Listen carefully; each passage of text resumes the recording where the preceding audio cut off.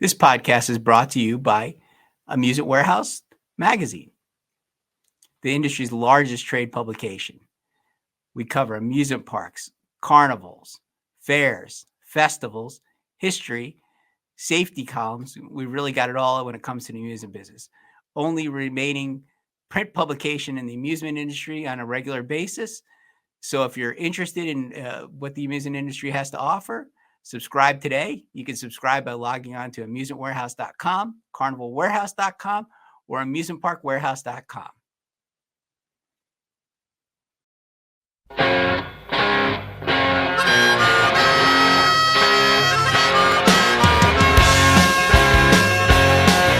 Welcome to another edition of the Amusement Warehouse Podcast. Today, we are very honored to have, right before her fair, she must be going crazy over there, Andrea Wiesenmeyer, the new manager of the Colorado State Fair. So not only is she coming up on a fair, she's coming up on our first fair at the Colorado State Fair. So that's tremendous that she could come on and share with us right before. You never know. I run some events too, and you get real busy right before, but then sometimes you also have a few minutes, and you don't realize it. So people think you're really busy or not, and sometimes there's a little calm before the storm. But welcome, and thanks so much for coming on. Yeah. Thank you for having me. My pleasure. So the Colorado State Fair is a nice little jump for you, coming from a smaller fair in Idaho, right? And then before that, you worked at the Clay County Fair. Did you work? Yes. Who'd you work under there? Under Jeremy Parsons. You bet. Nice. So yeah, it is a tentacles nice jump. everywhere. I've kind of hit the Clay County is about 300,000, and then went to Jerome to get some management experience and really get to get my feet wet and hands dirty in all aspects of the fair, and had a really great experience there. And they bring about 60,000 people through. So, and now here in Colorado, about 500,000 attendees each year. So yeah, we've hit the gamut on attendance, and excited to be here. That's great. So how did you come to get the job? First of all, you were in charge of like partnerships and things like that at in Spencer? You bet. So marketing and sponsorships when I was in Spencer, underneath Jeremy. And again, staff of 13. So really got to experience a lot of great things. Decided fairly early on that someday I thought I wanted to manage a fair. I very quickly after working under Jeremy and seeing what he did and how the fair industry was, that I kind of wanted to take a step up at some point. And, obviously when you're working under Jeremy Parsons, you're probably not going to take his job anytime soon, unless he moves on, which obviously he has now done. But did he talk about that every day, that he's going to leave to manage the Iowa State Fair? He didn't. No. He's been dreaming about that since he's a baby, I think, sir. Yeah, he has been. He has been. So, and he's in a great place, and just the most amazing story and amazing fit for him. And when the job in Jerome came up, it provided a lot of opportunity. It's still an ag area. It's a great space for me to learn. Knew through some random rodeo connections, had some connection with somebody on their board, kind of he knew somebody who knew somebody type thing, and vice versa. And so really for me and my husband was just a great space for me to take a jump in, and really was a fabulous experience. They have a great fair. They actually kick off Monday next week. So we're sending all the positives to them. They have a new manager, and she's also fantastic. It is her first fair anywhere. Wow. But yeah, there just was a lot of things that clicked and we felt like was the right fit when we started to do pros and cons.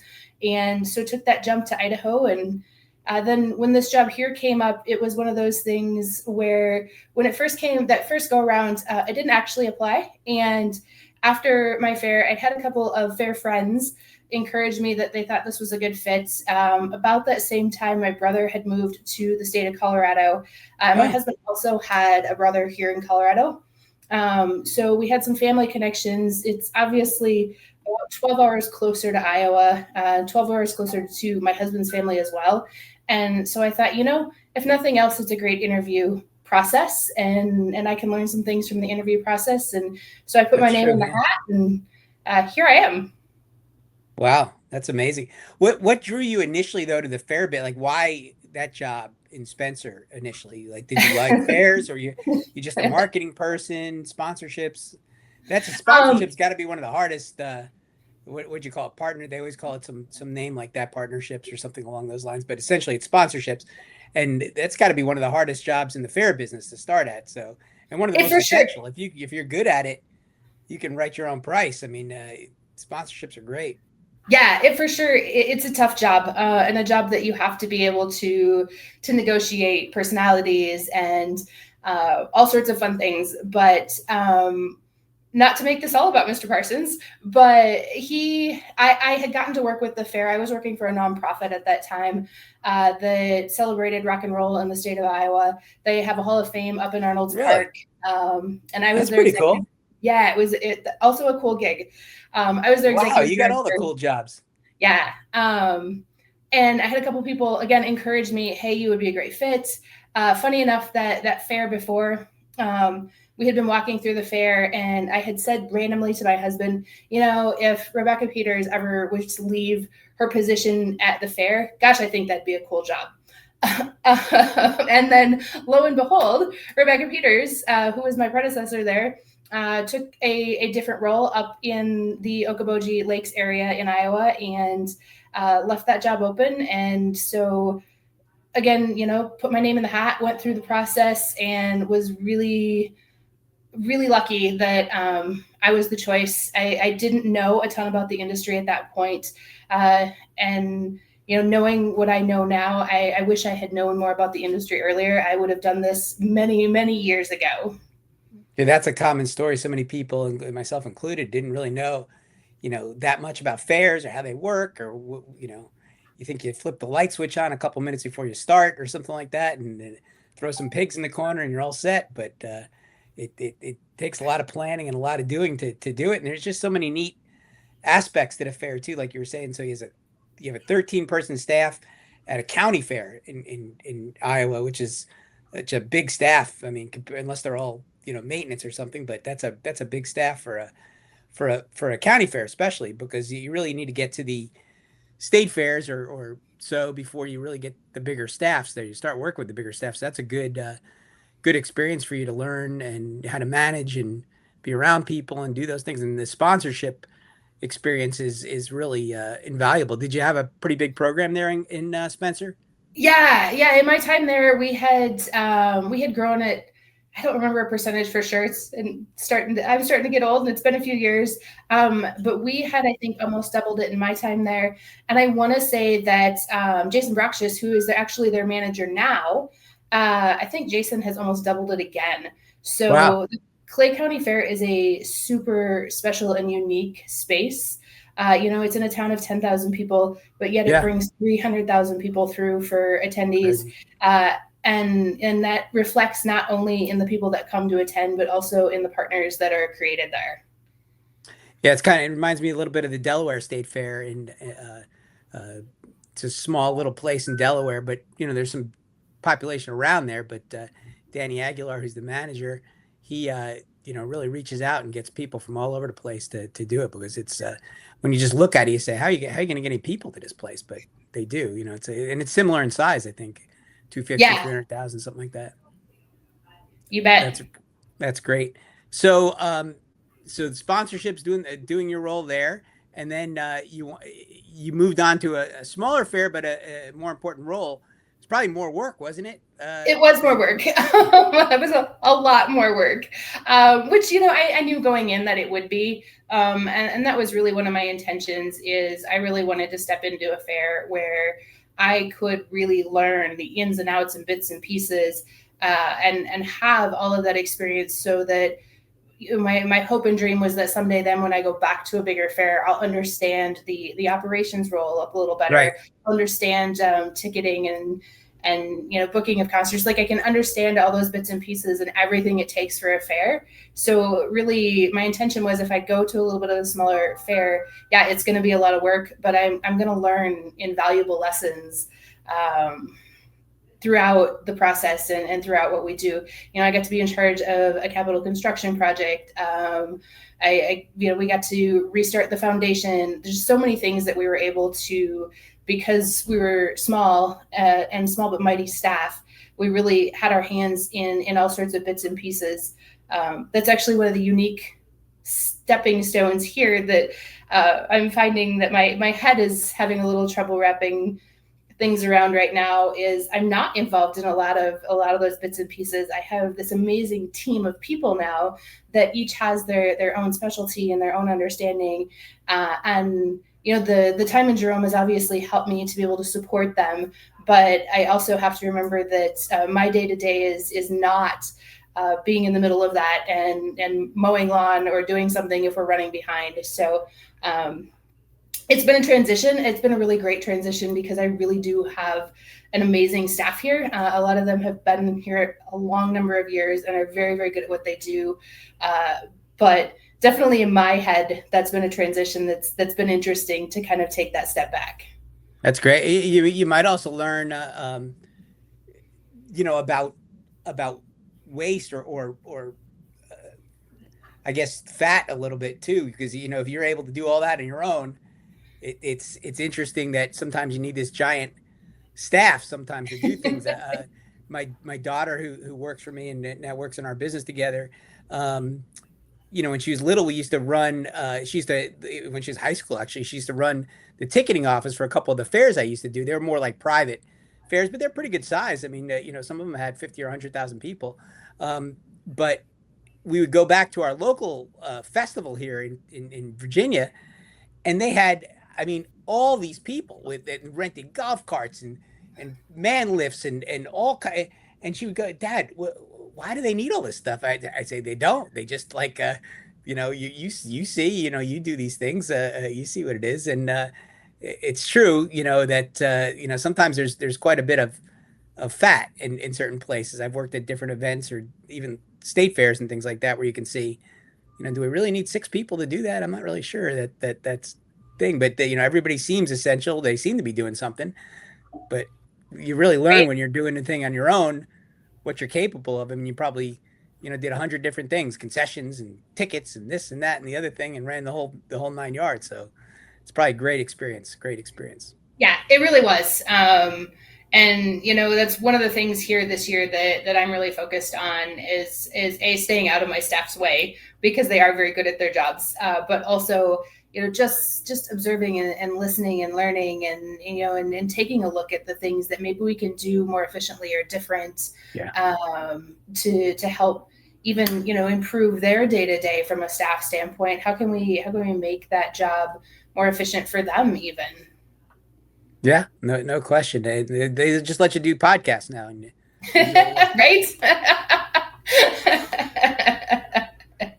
So coming into Colorado, I always ask this of new fair managers or managers that have, even ones that have come up the ranks though, that had a different role. What is your biggest area where you need to learn the most, do you think, at a state fair like Colorado? Like, what area did you have the least experience in that you felt like, oh, I really need to learn a little bit about this and figure out the best way to handle it?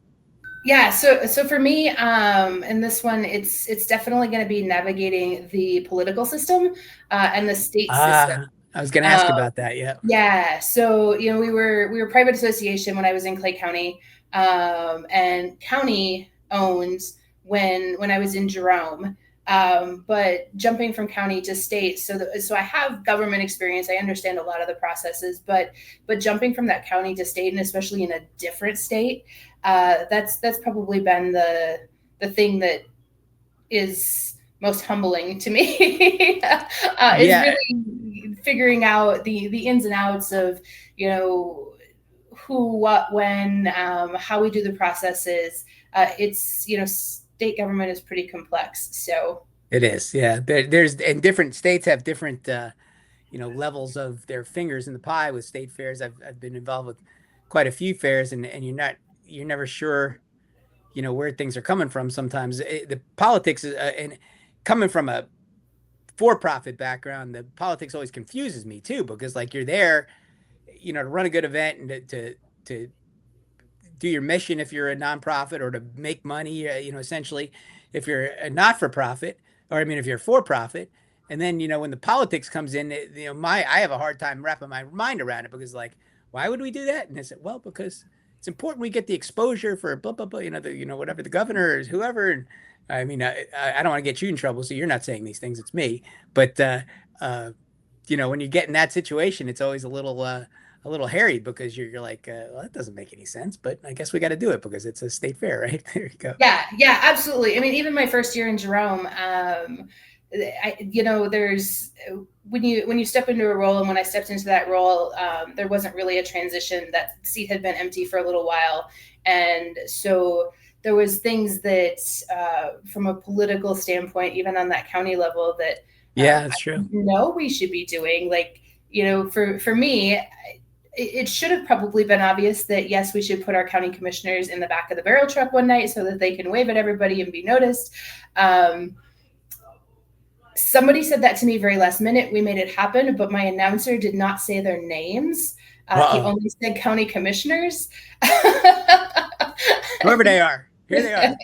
And so just small things that, making sure that, we want to make sure that we're recognizing the team, not only our full-time team here, but, from a state standpoint and Department of Agriculture here, we really do have a great team, and up in Broomfield, some really, really great support that helps us. And, we have to make sure that we're helping to navigate the politics even for them, and figuring out, again, processes of requesting money and doing some things. And Idaho is a unique state where, by state statute, once the funds are allocated, then the fair truly manages them, even on capital projects and those sorts of things. And so here, it at a state level, obviously those state funds, the way they're allocated for capital construction or capital renewal projects, are much more. We can't just make a pivot. Oh, this didn't work, so we're gonna pivot and do a quick change order and figure this out. It's not a quick change order. When we built the grandstand in Jerome, we had a very last minute problem, and basically because of the way the state statute is written, I brought my fair board together. We made a very quick decision, and we were able to pivot to finish grandstand so that we could have a fair. If that were to happen here, that process would be much more unique, because there's a lot of layers to the onion. So you can't just take the capital improvement money and book the Rolling Stones. No, it's very well tracked. So, which again, great. It also provides us some accountability to make sure that it's being tracked and we're using it correctly. But yes, it is a lot. It can put you in a straitjacket sometimes too. It can. Yep, for sure. I was just interviewing Kyle Robinson from the Florida Strawberry Festival. I'm not sure if you're familiar, but they're a huge event, but they're private. They're completely private. They take no government money whatsoever. And we were talking about, he's like, well, we don't really go after that money. We don't need it. He was on the need basis. I said, but you might be lucky too, because any money you do get always has strings to some extent. My dad was a school system administrator, and when he would say, when you get the state money or the federal money, then you're obligated to do certain things, so it makes it a little more difficult to do your job if you're not free of that state, support or whatever they call it. And I personally also think it makes for a healthier you and a more business-like fair, because you don't get kind of fat on the waiting on the money that's coming in. You have to earn it, so you have to always be thinking about what's going to bring in the money, and you don't get kind of lazy with that. So it's I know a lot of people would say that the state money, whatever they get, does a lot of good, and I'm sure it does to a certain extent, but I'm just kind of radical on the other side, that I think most of it can be done on your own, because most of those people are talented enough or have the resources or the whatever it is, the board and people around them, to be able to do it on their own. If they really worked at it. I'm not saying it's going to be easy. It's going to be hard, but it makes you smarter, though. It makes you a better manager, I think, in the long run. Yeah. And that's actually one of our goals here, even brought down to us from a state level is our goal is to really become an entity that can operate on its own. We want to be able to use, at some point the goal would be to use less than 10% of public funding, and that would be from city, county, state, federal, whatever that may be. So as we look long term, that really is one of our goals, is to make sure that we're continuing to look at how we're increasing our revenues so we're not dependent on those funds. Political climates say that funding is tough, whether it's at a state or a federal level. And so I think you have to figure out how you're not depending on those funds, and that you're able to still continue to bring a level of fair or festival that is what people expect. But if tomorrow the funds went away, we would be able to figure out how to do it. That's definitely our goal. Yeah, and that's the thing too. You just made me think about it when you're asking for the appropriations for the funding. Instead of just doing what's best for the fair or what you think might be great for the future, then sometimes, I'm not saying this fair, but in a political environment, you have to kind of think of what will sell to the politicians, as opposed to what would sell to maybe a customer, or to have a new area or do something else. Just like, oh, we're going to build a new sheep barn instead of building a concert arena or something like that. So, and one might make sense more than the other. And, but if you can get the funds for the one thing, you tend to go for what you think is going to sell. So it just makes it a little, you got to go an end around, yeah. I guess you'd say. Yeah. I think we're lucky in Colorado that right now, projects that are safety related, whether that is, upgrades to fire, ADA, some of those sorts of things, they're really prioritized right now in Colorado. And so I think that helps us to be able to also focus on things that are fairgoer focused, because we want to make sure that fairgoers are comfortable as they're coming in, as they're spending time. And so anytime that we can be doing that also from a health and safety standpoint to make that fairgoer more comfortable, I think it's great that, what Colorado is really looking at from funding, and, what we see as some of our important things, they really align right now, which is pretty great. Good. For us. That's great.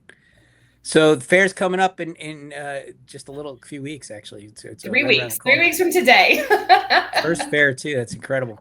Everything coming together, all right? It really, I don't know any differently. So I think so. Seems to me.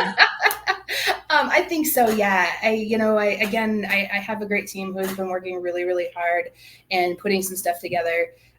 We didn't make a lot of radical changes this year. That wasn't my goal, to come in and flip things on its head. So we're doing. You ordered tickets. What? You ordered tickets. You have tickets, ticket sellers, everything. You're all ready. Yep. But we got ticket sellers. I've been approving hires like crazy. So no, I do think everything is coming together really, really well, and I think we're going to have a really great fair. So. How's the entertainment there? It's probably a little more. Maybe it's not than Clay County, but is it a little more extensive, or more acts and more things than you've grown accustomed to? And what's the right number? Yeah, so Clay County was 9 days. Here we're 11. But not only are we 11 days, but we also have 2 venues, and so there are frequently times where we have entertainment going on in both venues. We have something in our outdoor arena, and then we maybe have a concert in our event center. And so it definitely is a larger scale than I've worked with before, all at one time.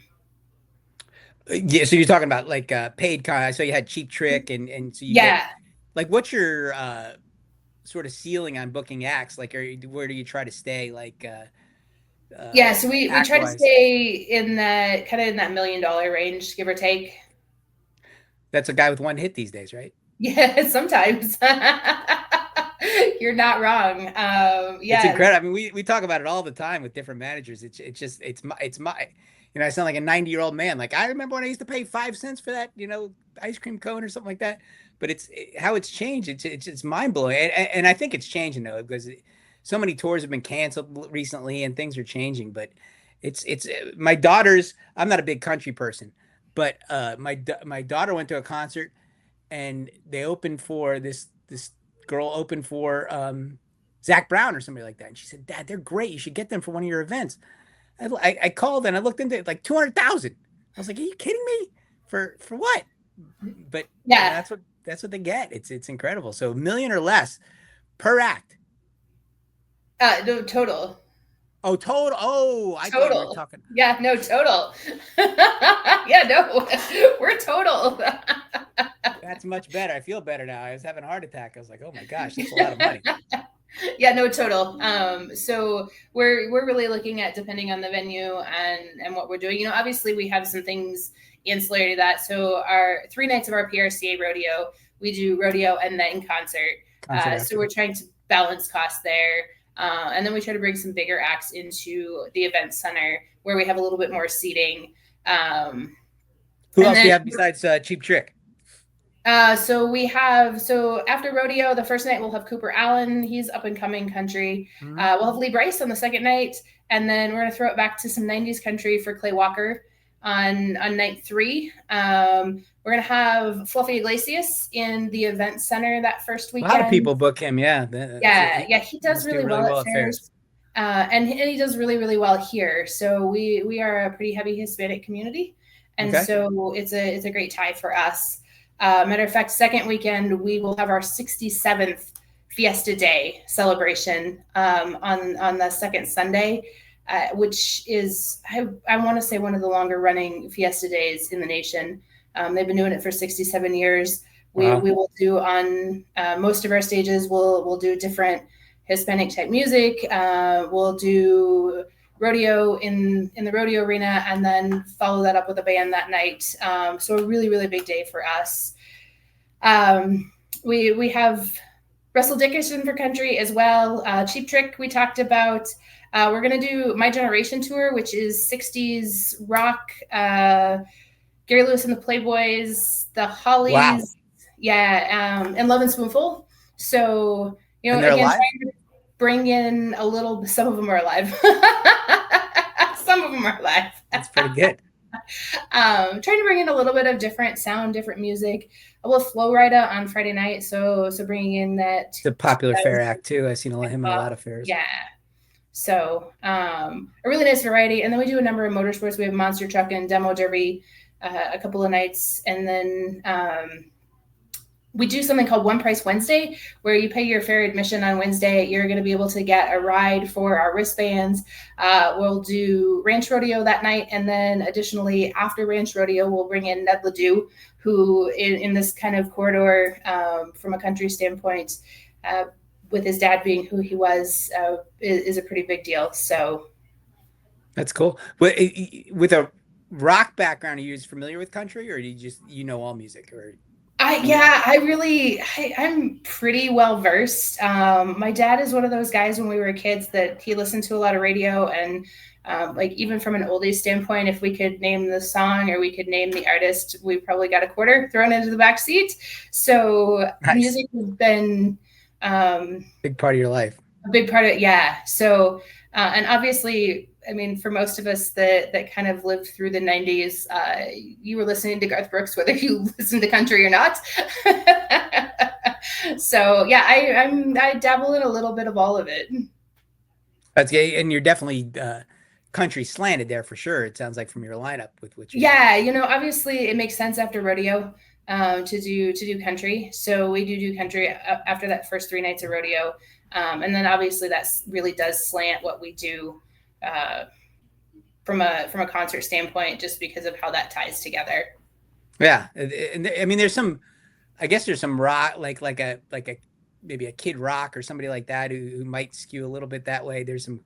I used to think 10, 15 years ago, and maybe still today, but like 38 Special, I used to think was like the perfect band because they were a little country and a little rock, and men like them and women like them and everybody likes them, and they just like hit the great sweet spot for it because they cross over everywhere. It really you have to be so Leonard segmented. Skinner is kind of the same way. Leonard Skinner's the same way. Yep. Yeah, that's a band we could bring in.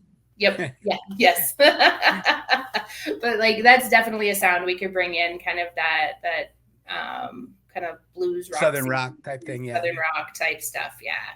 And you mentioned the Hispanic days and nights and things, and that's something that I struggle. I run a fair up in New York State that I actually just finished, and Hispanic population is getting larger and larger. And I've done some work with down in San Antonio with Fiesta Carnival, and you know, as a kid who grew up in New Jersey or whatever, and Virginia, I did. You just think Spanish music, right? What is that? Okay, some kind of Mexican music. What do I know?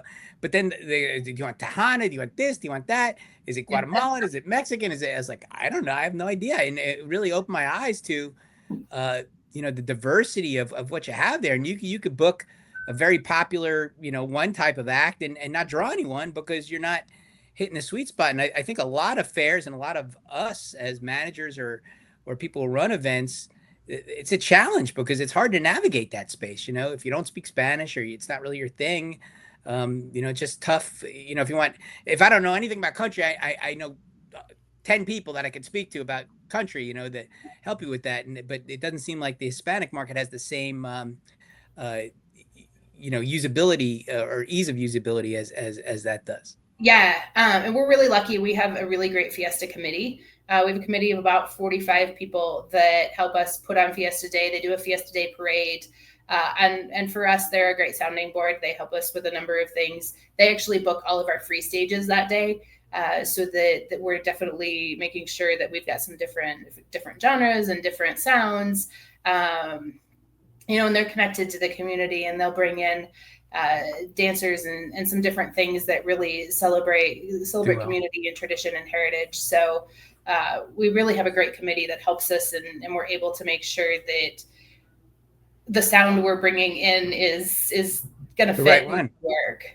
Yeah, we have to do a better job with that as an industry, I think, because some do a great job, some of the bigger events, but a lot of people, it's a little bit of a mystery still. It's a nut to crack, for sure, to understand who's popular and who's not popular, and scared of getting, for lack of a better word, ripped off because you're overpaying for some band that may nothing about, that may or may not draw some people. So it's tough. Like I said, at my fair, back in the day, we used to book really, really big acts, but can't afford it anymore. So it's mostly tribute bands and stuff like that now. But we have, generally have a Hispanic night, and I used to pay like maybe $5,000 or $6,000 for a band, but for the same 1,500 or 2,000 I pay now, I get the same amount of people. It didn't really matter at all, So I don't know, and could I go $20,000 or $30,000 and book somebody that's supposedly big or whatever else and get more people? Yeah, but honestly, I'm a little scared unless I really know it myself, in my head, that because we're risking real money from people that I work with, and it's not a nonprofit or a state thing or something like that. So if we lose it, we lose it, and that's it. So it's a little scarier, but I know it's a great opportunity. I just wish I knew more about it, to learn. Yeah, it's definitely been an interesting learning curve for me here. And I think, though, as we talk about it, it's really, with all entertainment, it's a little bit of a gamble. Even some of the tried and true artists that you think are going to do really, really well, you book them they don't fit the space, and you don't do as well as you expected to do, and vice versa. We have some artists who you book and you're hoping that they'll do okay, and that maybe you get to a break even, and they take off and have huge numbers. So the industry itself, no matter the genre, the sound, is tough right now, I think.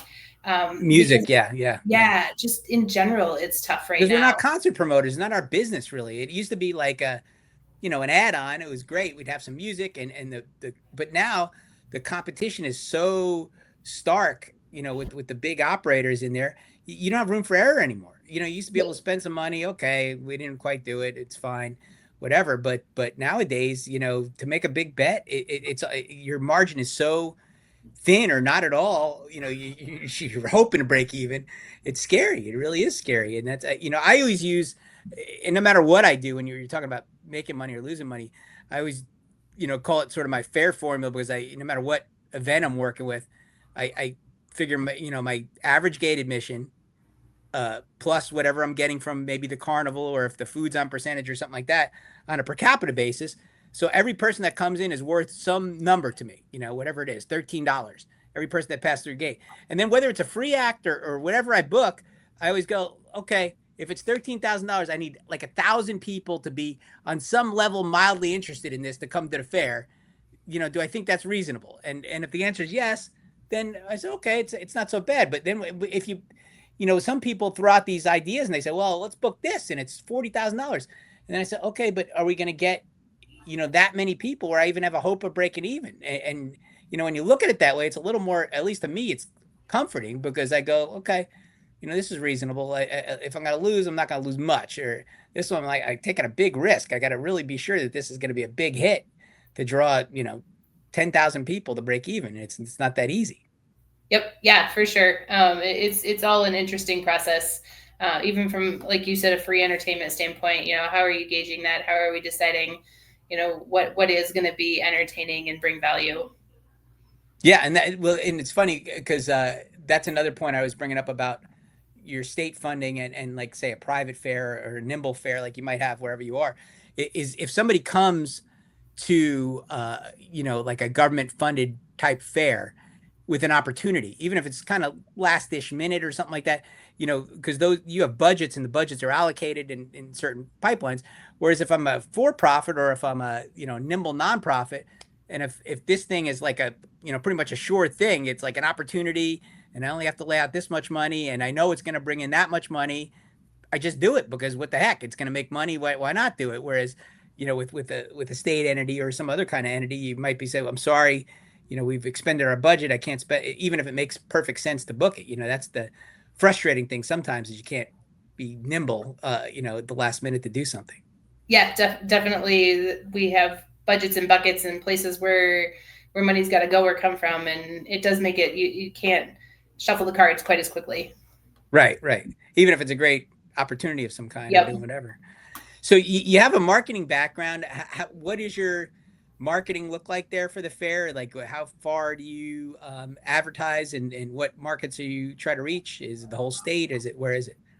Yeah, so we try to touch pieces of the whole state. Obviously, we're going to focus kind of down the 25 corridor and really focused from southern Denver all the way to the state line and maybe just a little bit down into New Mexico, maybe a little bit over into Kansas, where we're kind of in a unique space where a lot of people, Pueblo is going to be one of the closer towns if you're in some of those outlying areas where they may be coming anyway to do some shopping, to do some entertainment things. And so we do focus definitely in some of those areas pretty heavily just because of where we already know that people are coming to Pueblo anyway for some different things.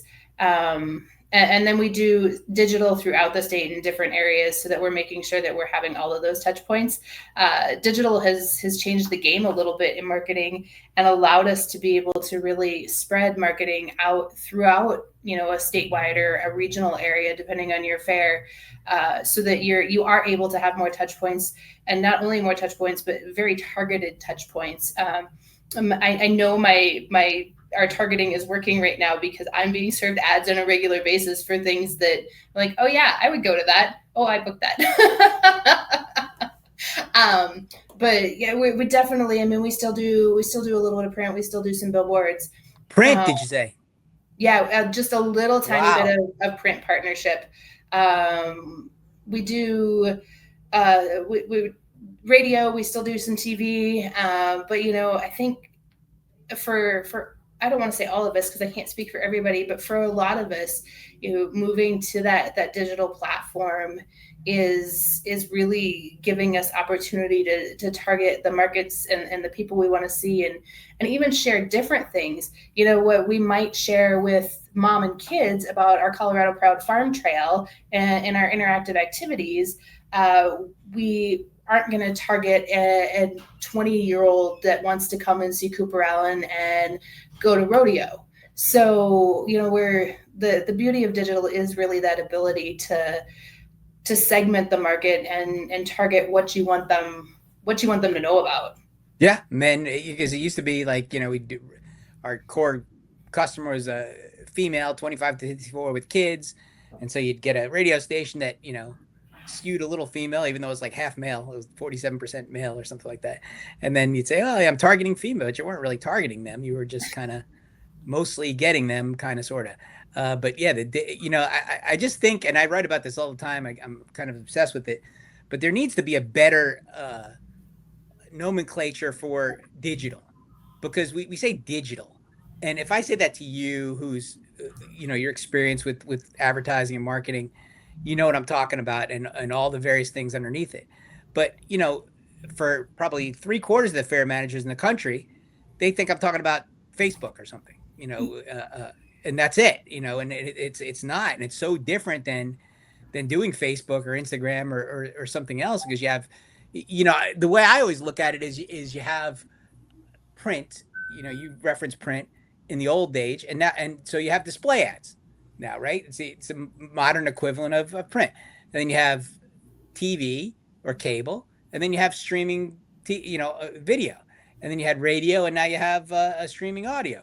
All those correlate in a way; they're the same, but they're just much more targetable. They're much more able to reach. And I think the messaging that you talked about, and I was even thinking when you were talking about Kansas, I wonder if your messaging to them is a little different, like come stay the weekend or stay a couple days or something like that, rather than the person within 10 miles of Pueblo that's going to just make it a day trip, and do something else. So that messaging. Yeah, absolutely. And we're probably, some of our weekday promotions, our One Price Wednesdays, our Two Can Tuesdays, some of those sorts of things, if we're pushing them, we're probably pushing them more towards somebody who is driving for the day, whether they be in Colorado Springs or Pueblo, versus somebody who's coming from a little further out. Because once they are coming from a little further out, we also want them to stay. We want them to spend time in our hotel. We want them to maybe come for 2 days. Yeah.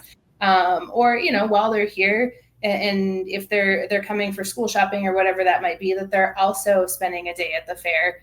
So definitely, we're not targeting somebody from Kansas or New Mexico in our middle of the week One Price Wednesday when we know they've gone back to school.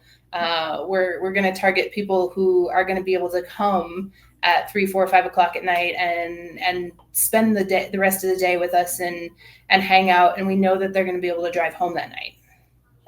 Yeah, I think that's smart. That's really smart. And to get somebody to come from Kansas, you might need a little different messaging than you do for somebody from somewhere else. And you can kind of overdo it too. But have you run a lot of, I mean, we're probably moving Carnival Warehouse, on the Carnival Warehouse side, we're probably the top 50, I'm probably going to use cell phone data, a lot of cell phone data to do my top 50 list this year, instead of using just reported numbers, which will probably make me, in some places, public enemy number one. But I mean, I've kind of tested it with some of my friends that I know have solid numbers, and it's good. But there's been a couple of fairs I'm like, whoo, you're missing half your people. What happened? I'm like, and then I redo the zone and I redo everything else, and I'm like, there's no way you're getting 400,000 more people than you said you were getting. It's impossible. But I think it'll be interesting. I think it'll be interesting to see those numbers and see who, like Clay County will probably push up into the top 50, and some others might plummet. But that data, I don't know if you run it yourself, like using Placer or some other kind of AI, but it's fascinating to see where your people come from, and when they come and what they respond to, and how your audience changes on a weekday, like you say, when you have one of those rhyming promotions that you do during the week. Are you upset? Do you only do alliterations with promotions like that? I have a guy I work with. We were going to do $2 Monday. He said no. It has to be $2 Tuesday. Yeah, it has to be $2 Tuesdays. We have a promotion for Tuesday.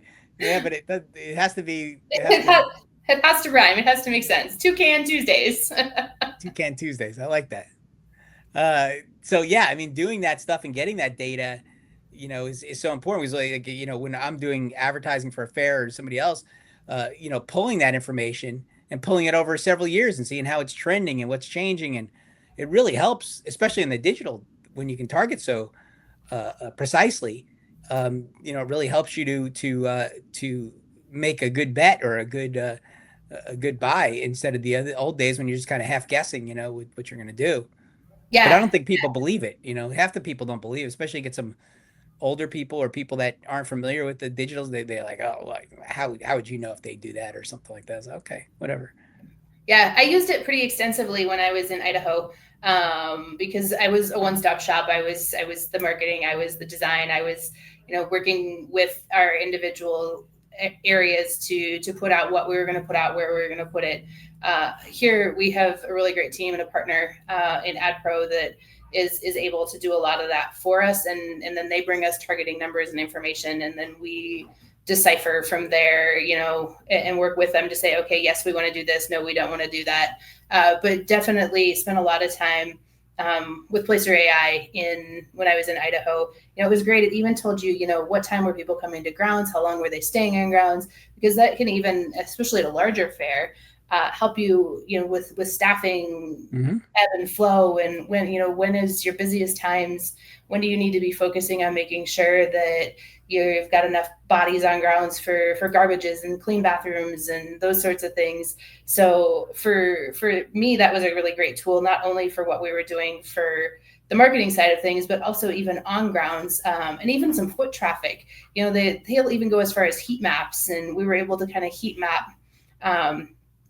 When I started, their food court area was in one space. And I was like, you guys, the utilities here, the power here, the things here don't make sense to me. We should move it over here. And there was some, oh gosh, we can't move that. The food court has always been there. I'm like, yes, but if I show you like these things, then this heat map and this information, like this is where people are, and so you're gonna have more people hang out here. And so we were able to kind of negotiate as a board that, yes, let's try this for a year, see how it goes. Share with vendors, hey, this is why we think we're doing this. We really think this can be successful. It was. The food vendors were up like 30% in their first year. Wow. Because of how we resituated things, and truly kind of made a food row instead of this funky little food court where you might not know what line you were standing in. But then from there, then we were able to say, okay, well, we can't put these two from a heat map standpoint over the week. Like we've got to figure out how to spread these, certain vendors into different spaces to help spread crowd, or how can we make this area more active so that we can spread crowd out across grounds. So really cool tools that you can use now, and not only from a marketing standpoint, but from so many things that we do on grounds to help, figure out how we make people's experience better while they're here even. Yeah, no question about it. No question about it. Yeah, from ticket, are you old school ticketing, or do you have some kind of digital ticketing, or what do you use now? So we partner with eTix. So you can, obviously you can get the ticket on your phone.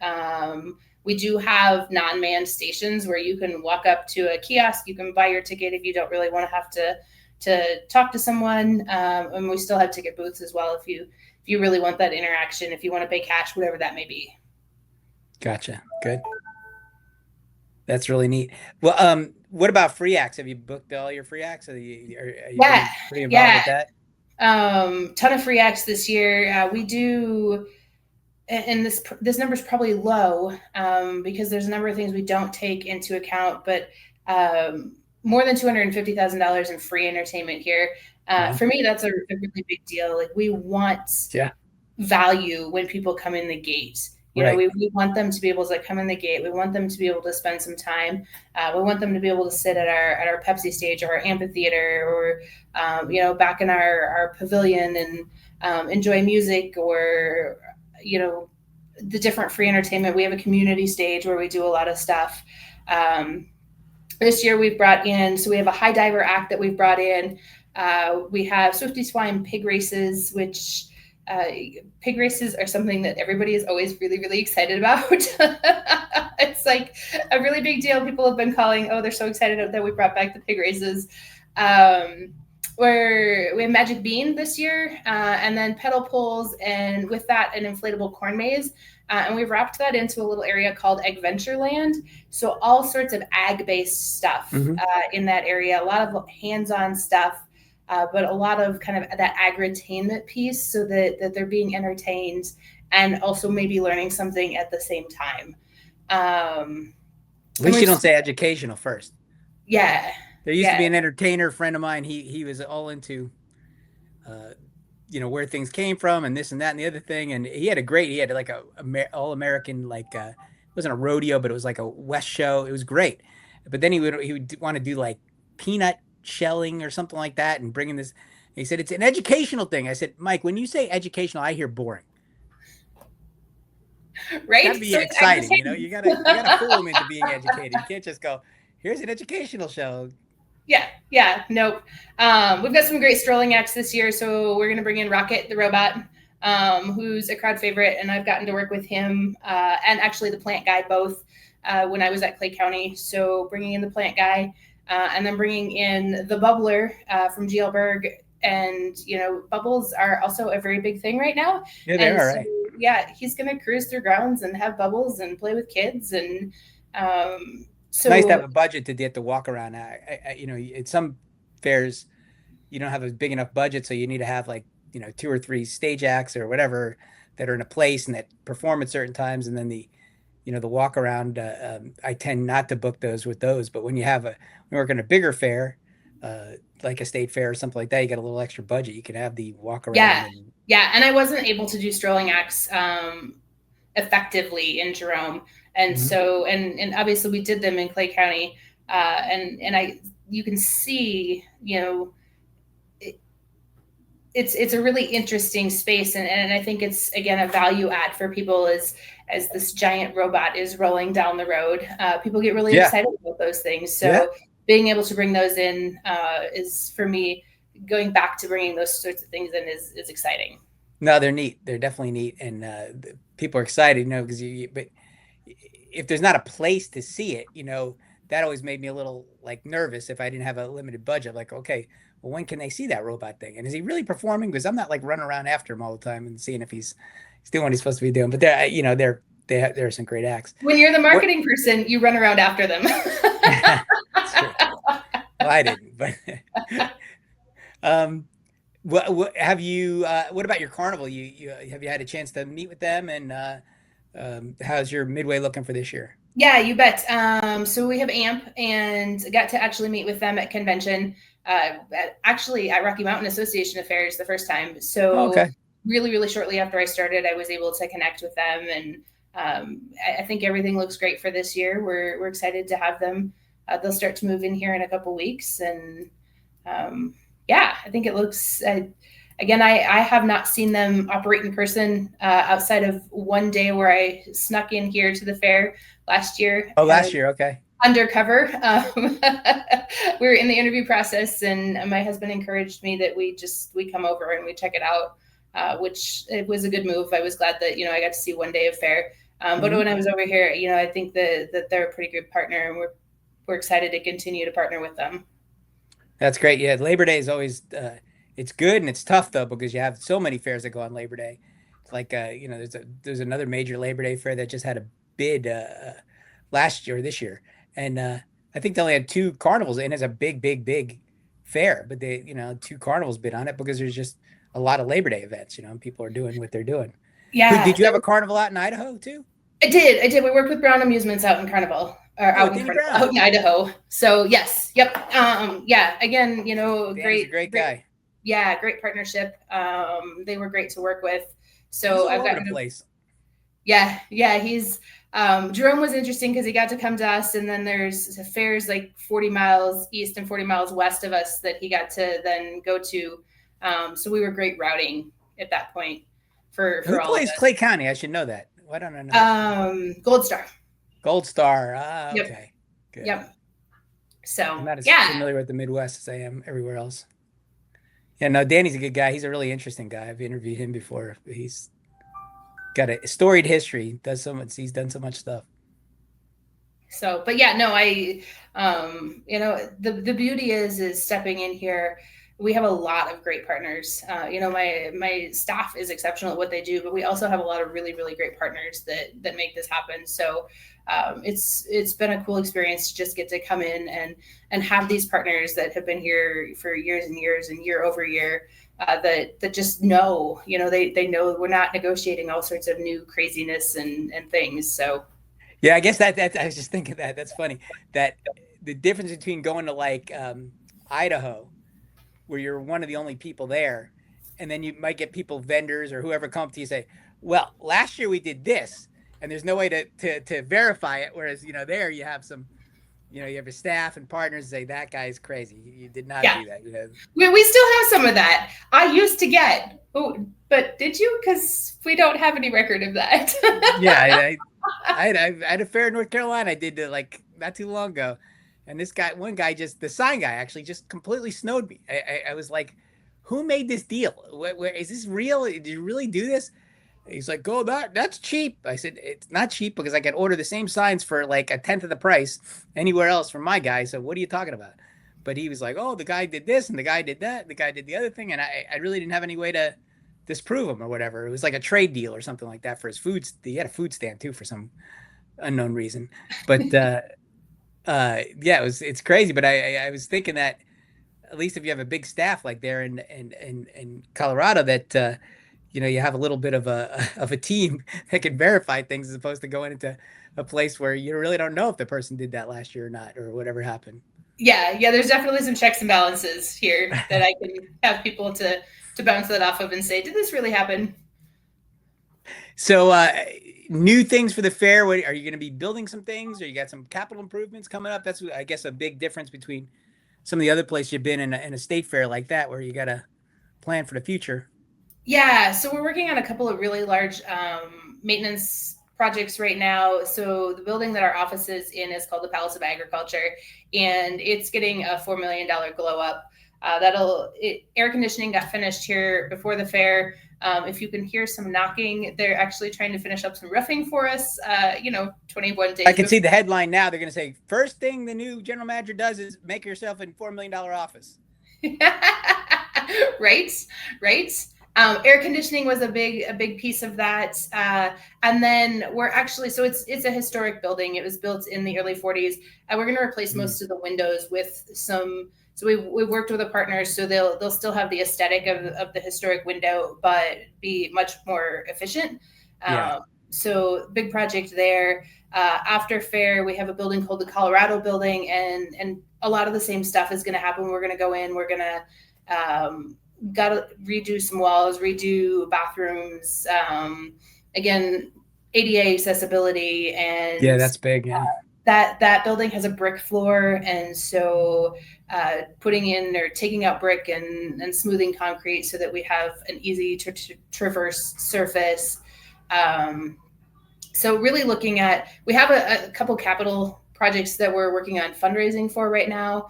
But as we fundraise, that's I want to ask you about the foundation you have too. I thought that was interesting.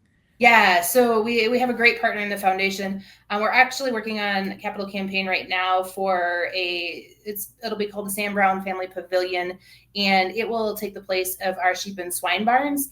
But as you talk about what's good for the exhibitor and what's good for the community, or what does the state see as necessary, one of the things we're really focusing on with that building is figuring out how that can be not just a barn, but a year-round utilized space.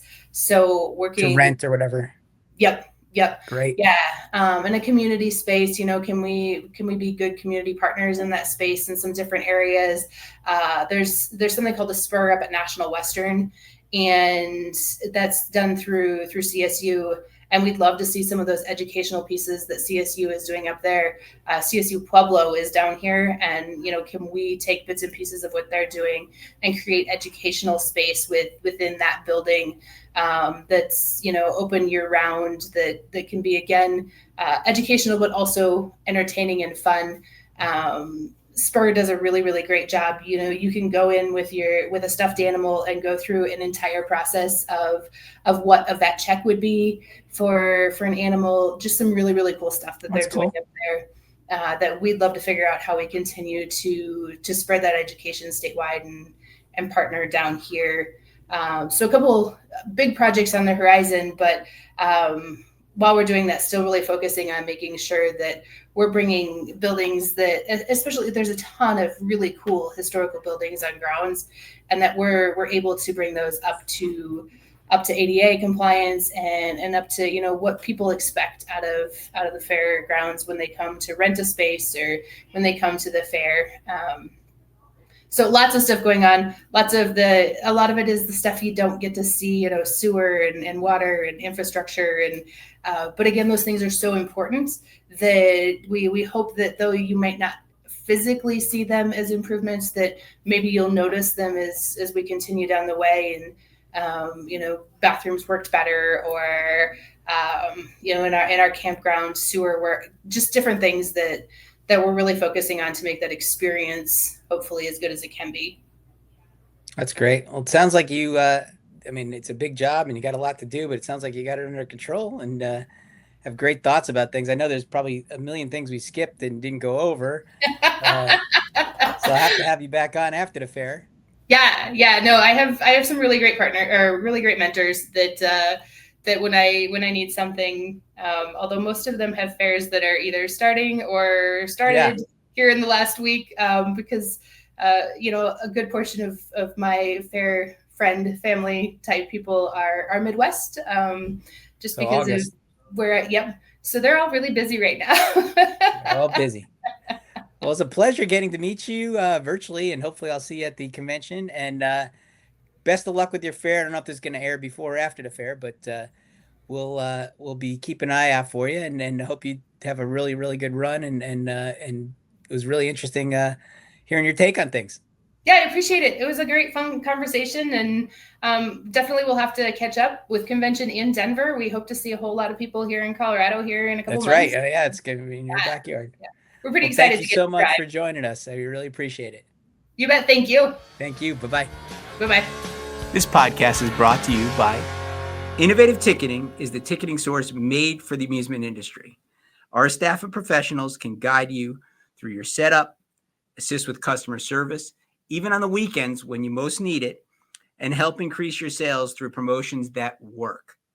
Innovative Ticketing is the ticketing source made for the amusement industry. Sign up today at innovativeticketing.com.